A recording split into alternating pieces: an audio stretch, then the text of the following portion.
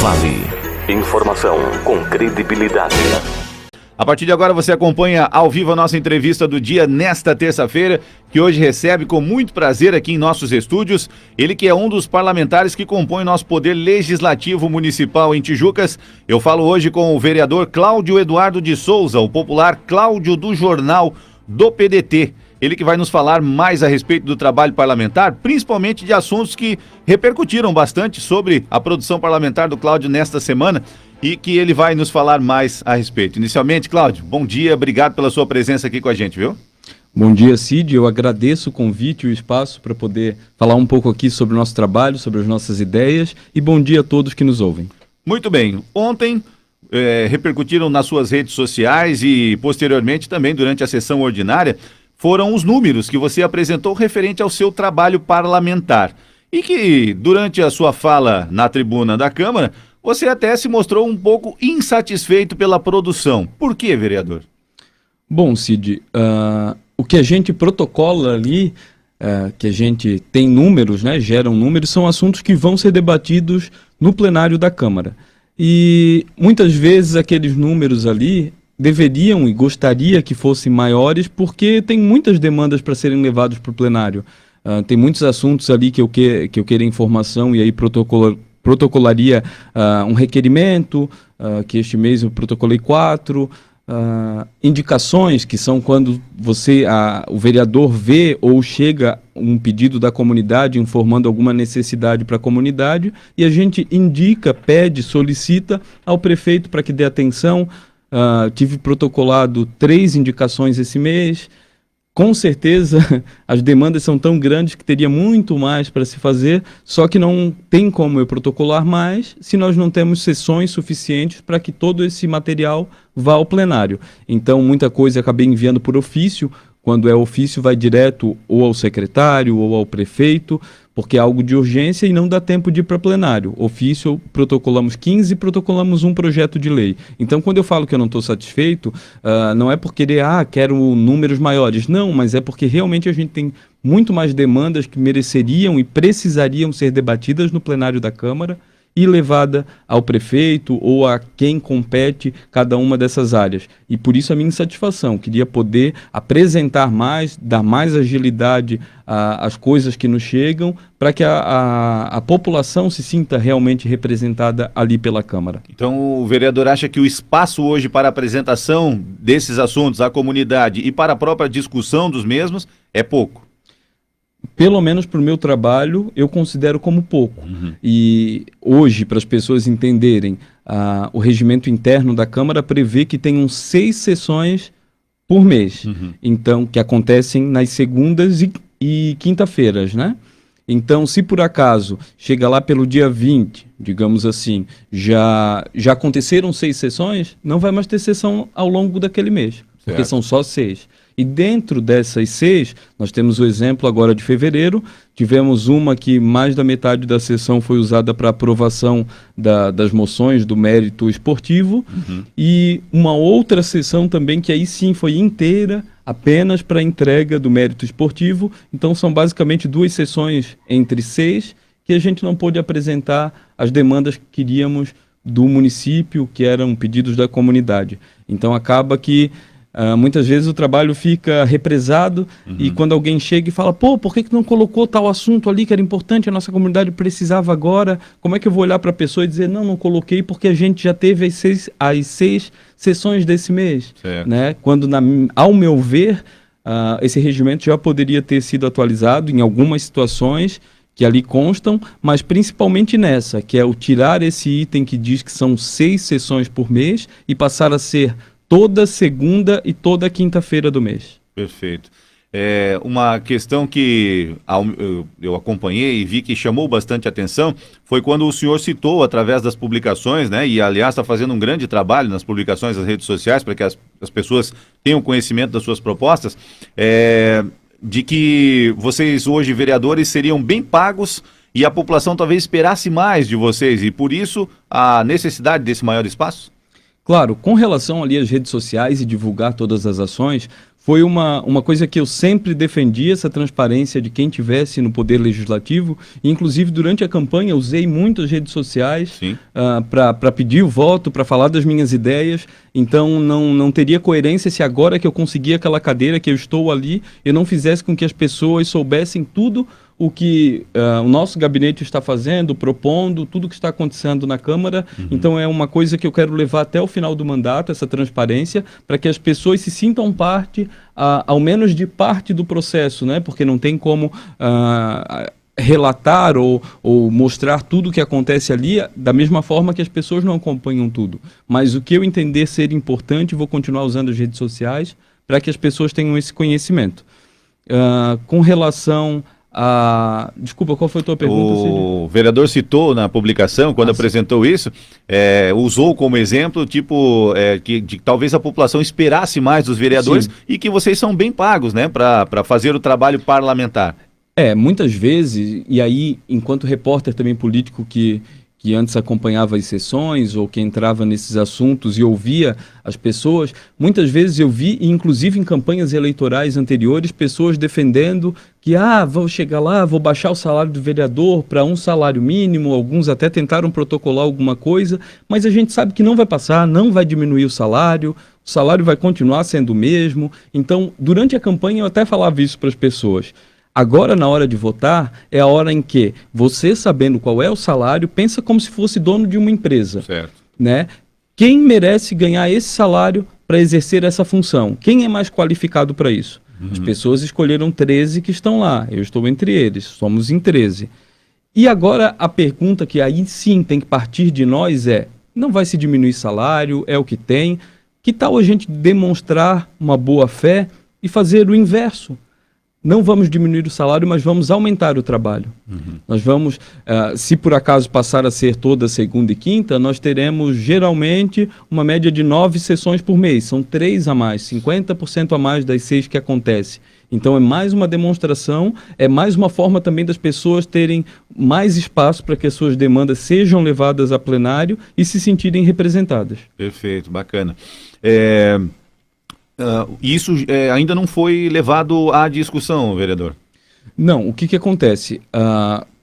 Pelo regimento interno, quem tem a prerrogativa de fazer alterações no próprio regimento, a iniciativa de partir a proposição tem que ser da mesa diretora. Certo. Então o que eu fiz foi apresentar um ofício fazendo esse pedido, inclusive no meu pedido também tinha para se ver a possibilidade da sessão começar mais cedo, começar às 7. Nesse caso, inclusive atendendo a um pedido também da Rádio Vale, que tem possibilidade de transmissão nesse horário, foi compreendido e chegam a um acordo que tem que se manter às 8 por conta da transmissão.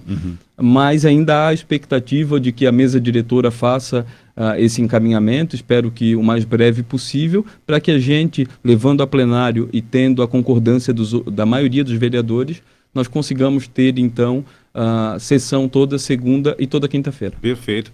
Não, a impossibilidade da transmissão apenas por uma questão técnica, né? Da transmissão da rádio. Acho que o único impedimento seria pela rádio, né? Pelas redes sociais não teria impedimento. Mas a justificativa da antecipação das sessões seria qual, vereador?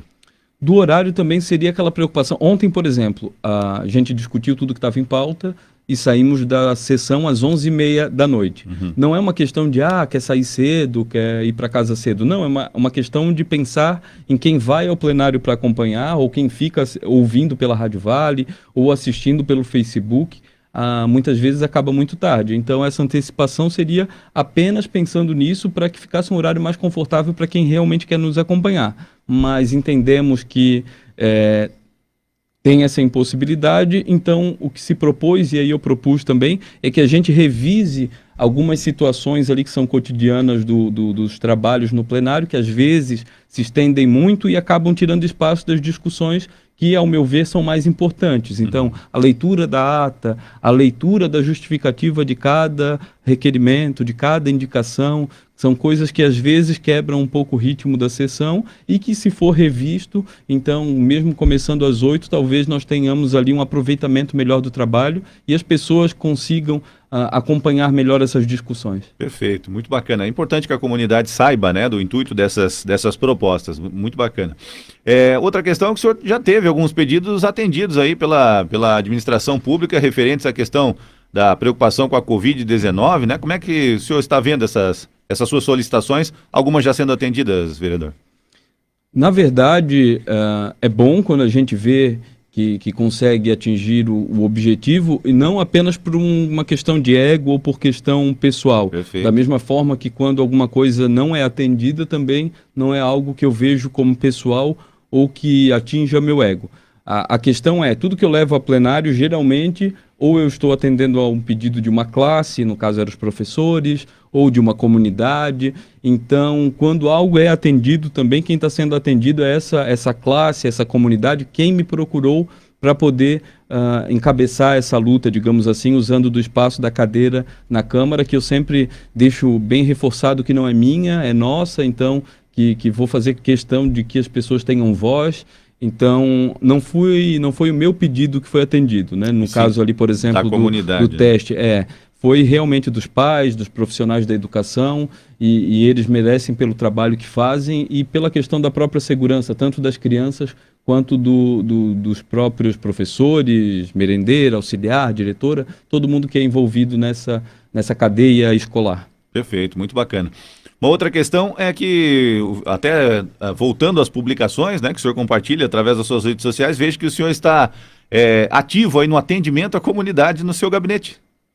Eu acho importante, apesar da gente ter agora um cuidado maior e por isso não fico incentivando e chamando assim o povo, mas sempre fico muito feliz quando alguém nos procura, quando alguém vai lá ou só para fazer uma visita e desejar um bom trabalho ou para levar alguma demanda, porque é um trabalho inverso ao que a gente viu por muito tempo, né? Que foi as pessoas esvaziando a Câmara, as pessoas não se vendo representadas pela instituição do Legislativo, e é uma coisa que pessoalmente eu gostaria muito de resgatar, das pessoas voltarem a ver o Legislativo com aqueles olhos de respeito, de ali tem quem nos represente, e voltarem mesmo a acompanhar os trabalhos, saberem, se interessarem pelo que se passa ali, porque tudo que se passa pelo Legislativo é um reflexo do que acontece na comunidade, das demandas da comunidade, e que dali podem surgir soluções, sim.